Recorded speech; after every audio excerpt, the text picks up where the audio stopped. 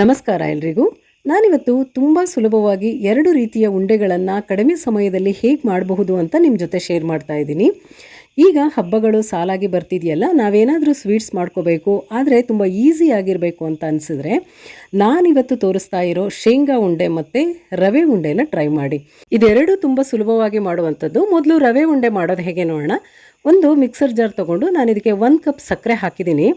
ಹಾಗೆಯೇ 2 ಏಲಕ್ಕಿ ಕೂಡ ಹಾಕ್ಕೋಬೇಕು. ಇದನ್ನು ನಾವು ಗ್ರೈಂಡ್ ಮಾಡ್ಕೋಬೇಕು. ಆದಷ್ಟು ಪೌಡರ್ ಮಾಡ್ಕೋಬೇಕು ಇದನ್ನು. ಸಕ್ಕರೆ ಇಡಿಯಾಗಿ ಕೂಡ ಸೇರಿಸ್ಬೋದು, ಆದರೆ ಈ ರೀತಿ ಪೌಡರ್ ಮಾಡಿ ಹಾಕೋದ್ರಿಂದ ತುಂಬ ಸುಲಭವಾಗಿ ಮಾಡ್ಕೋಬಹುದು. ಇನ್ನು ರವೆ ಉಂಡೆ ಮಾಡ್ಕೊಳ್ಳೋದಕ್ಕೆ ಒಂದು ಪಾತ್ರೆ ತೊಗೊಂಡು ಫ್ಲೇಮನ್ನು ತುಂಬ ಕಡಿಮೆ ಇಟ್ಕೊಳ್ಬೇಕು. ಇದಕ್ಕೆ ನಾನು 3 ಟೇಬಲ್ ಸ್ಪೂನಷ್ಟು ತುಪ್ಪ ಹಾಕಿದ್ದೀನಿ. ತುಪ್ಪನ ಈ ರೀತಿ ಕರಗಿಸಿ ಹಾಕ್ಕೋಬೇಕು. ತುಪ್ಪ ಬಿಸಿ ಆದಮೇಲೆ ಇದಕ್ಕೆ 2 ಕಪ್ ಆಗುವಷ್ಟು ರವೆ ಹಾಕ್ಕೋಬೇಕು. ನಾನಿಲ್ಲಿ ಚಿರೋಟಿ ರವೆ ತೊಗೊಂಡಿದ್ದೀನಿ. ಸಕ್ಕರೆನ 1 ಕಪ್ ತೊಗೊಂಡಿದ್ದೀನಲ್ಲ, ಅದೇ ಕಪ್ಪಲ್ಲಿ 2 ಕಪ್ ರವೆ ತೊಗೋಬೇಕು. ಈ ಅಳತೆಯಲ್ಲಿ ತೊಗೊಂಡ್ರೆ ಸಿಹಿ ಕೂಡ ತುಂಬ ಕರೆಕ್ಟಾಗಿ ಬರ್ತದೆ. ಇದನ್ನು ತುಪ್ಪದ ಜೊತೆ ಚೆನ್ನಾಗಿ ಹುರ್ಕೋಬೇಕು. ಹೀಗೆ ಲೋ ಫ್ಲೇಮಲ್ಲಿ 5 ರಿಂದ 6 ನಿಮಿಷ ಹುರಿತಾ ಇದ್ದಾಗ ಅದರಿಂದ ಒಂದು ಒಳ್ಳೆ ಪರಿಮಳ ಬರ್ತದೆ. ರವೆ ಹುರಿದಾಗಿದೆ ಅಂತ ನಮಗೆ ನೋಡಿದಾಗಲೇ ಗೊತ್ತಾಗುತ್ತೆ. ರವೆ ಕೂಡ ಸ್ವಲ್ಪ ಅರಳ್ಕೊಳ್ತದೆ. ಅಷ್ಟಾದಮೇಲೆ ನಾವು ಸಕ್ಕರೆ ಮಿಶ್ರಣನ ಹಾಕ್ಕೋಬೇಕು. ಸಕ್ಕರೆ ಮತ್ತು ಏಲಕ್ಕಿನ ಪೌಡರ್ ಮಾಡಿ ಇಟ್ಕೊಂಡಿರ್ತೀವಲ್ಲ, ಅದನ್ನು ನಾವು ಈ ಸಮಯದಲ್ಲಿ ಸೇರಿಸ್ಕೋಬೇಕು. ಸೇರಿಸಿ ಇದೆರಡನ್ನು ಒಟ್ಟಿಗೆ ಮತ್ತೆ ಚೆನ್ನಾಗಿ ಮಿಕ್ಸ್ ಮಾಡ್ಕೋಬೇಕು. ಇದನ್ನು 2 ರಿಂದ 3 ನಿಮಿಷ ಸಕ್ಕರೆ ಜೊತೆ ಮತ್ತೆ ಇದೇ ರೀತಿ ಕೈಯಾಡಿಸ್ಕೊಂಡು ಹುರ್ಕೋಬೇಕು. ಇದಾದಮೇಲೆ ಇದೆಲ್ಲವನ್ನು ಒಂದು ಕಡೆ ಮಾಡಿ ಸ್ವಲ್ಪ ಪ್ರೆಸ್ ಮಾಡಿ ನಾವಿದಕ್ಕೊಂದು ಮುಚ್ಚಳ ಮುಚ್ಚಿ 1 ರಿಂದ 1.5 ನಿಮಿಷದಷ್ಟು ಹಾಗೆ ಬಿಟ್ಬಿಡಬೇಕು ಲೋ ಫ್ಲೇಮಲ್ಲಿ.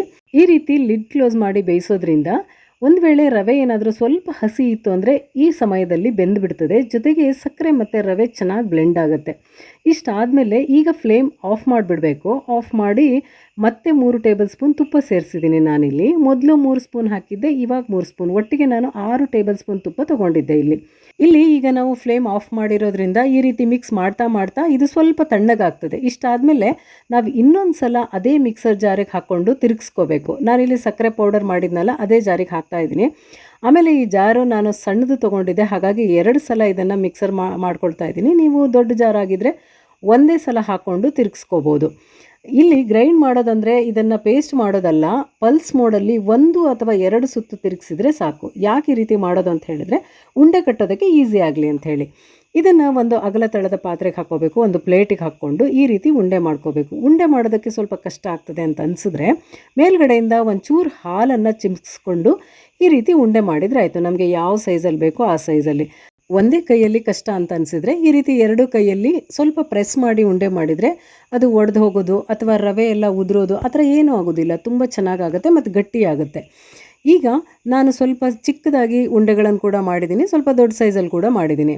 ನಮಗೆ ರವೆ ಉಂಡೆ ಮಾಡ್ಕೋಬೇಕು ಆದರೆ ಅದರ ಪಾಕ ಮತ್ತು ಅಳತೆ ಗೊತ್ತಾಗಲ್ಲ ಅಂತ ನಿಮಗೇನಾದರೂ ಕನ್ಫ್ಯೂಷನ್ ಇದ್ದರೆ ಈ ವಿಧಾನದಲ್ಲಿ ಟ್ರೈ ಮಾಡಿ. ಇದರ ಮೇಲ್ಗಡೆ ಯಾವುದಾದ್ರೂ ಒಂದು ಡ್ರೈ ಫ್ರೂಟ್ಸನ್ನು ಹಾಗೆ ಗಾರ್ನಿಷ್ಗೆ ಅಂತ ಹಾಕ್ಕೊಳ್ಬೋದು. ನಾನಿಲ್ಲಿ ದ್ರಾಕ್ಷಿನ ಹಾಕಿದ್ದೀನಿ. ನೋಡೋದಕ್ಕೂ ತುಂಬ ಚೆನ್ನಾಗಿದೆ, ಆಮೇಲೆ ಗಟ್ಟಿಯಾಗಿ ಕೂಡ ಇದೆ. ಈ ರೀತಿ ನಾವು ಮಾಡಿಟ್ಕೊಂಡು ಯಾವಾಗ ಬೇಕಾದರೂ ತಿನ್ಬೋದು. ಹಬ್ಬಕ್ಕೆ ಅಂತಲ್ಲ, ಬೇರೆ ದಿನ ನಮಗೆ ಸ್ವೀಟ್ಸ್ ತಿನ್ನಬೇಕು ಅಂತ ಅನಿಸಿದ್ರೆ ನಾವು ಇದನ್ನು ಟ್ರೈ ಮಾಡ್ಬೋದು. ಈಗ ತುಂಬ ಸುಲಭವಾಗಿ ಶೇಂಗಾ ಉಂಡೆ ಮಾಡೋದು ಹೇಗೆ ಅಂತ ನೋಡೋಣ. ನಾನಿಲ್ಲಿ 2 ಕಪ್ ಆಗುವಷ್ಟು ಶೇಂಗಾ ತೊಗೊಂಡಿದ್ದೀನಿ. ಇದನ್ನು ಚೆನ್ನಾಗಿ ಹುರ್ಕೊಂಡು ಇದರ ಮೇಲ್ಗಡೆ ಸಿಪ್ಪೆ ಎಲ್ಲ ತೆಗೆದಿಟ್ಕೋಬೇಕು ನಾವು.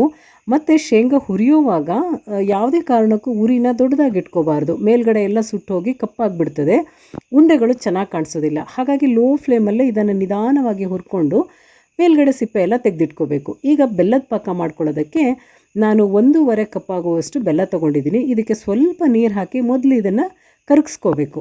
ಬೆಲ್ಲ ತುಂಬ ಶುದ್ಧವಾಗಿದೆ ಅಂತ ಅನಿಸಿದ್ರೆ ನೇರವಾಗಿಯೇ ಹಾಕ್ಕೋಬೋದು, ಅಥವಾ ಜೋನಿ ಬೆಲ್ಲ ಆದರೆ ಕೂಡ ನೇರವಾಗಿ ನಾವು ಅದನ್ನು ಯೂಸ್ ಮಾಡ್ಬೋದು.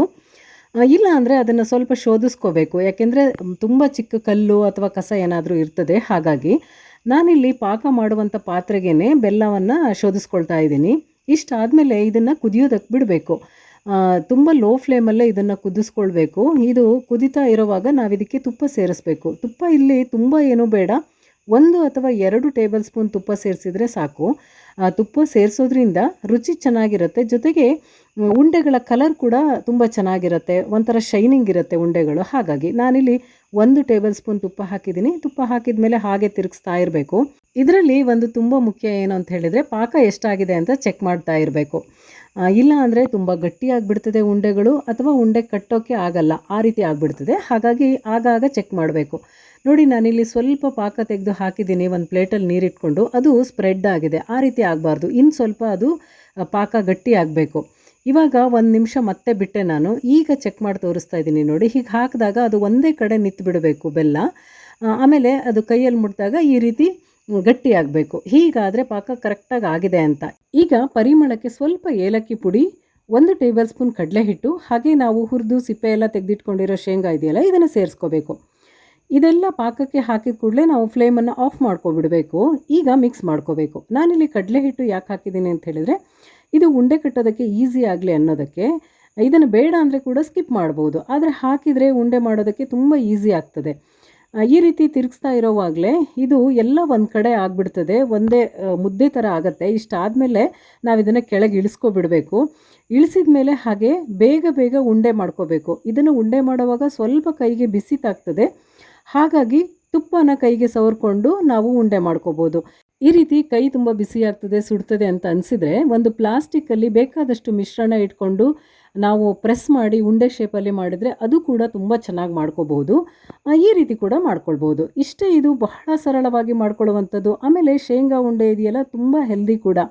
ನಾವು ಹಬ್ಬಕ್ಕೆ ಅಂತಲ್ಲ, ಮನೆಯಲ್ಲಿ ಯಾವಾಗಲಾದರೂ ಮಾಡಿಟ್ಕೊಂಡ್ರೆ ಮಕ್ಕಳಿಗೆ ಆಗಾಗ ಕೊಡ್ಬೋದು. ಇದರಲ್ಲಿ ಬಳಸಿರುವಂಥ ಬೆಲ್ಲ ಮತ್ತು ಶೇಂಗಾ ಎರಡೂ ಆರೋಗ್ಯಕ್ಕೆ ಒಳ್ಳೆಯದು.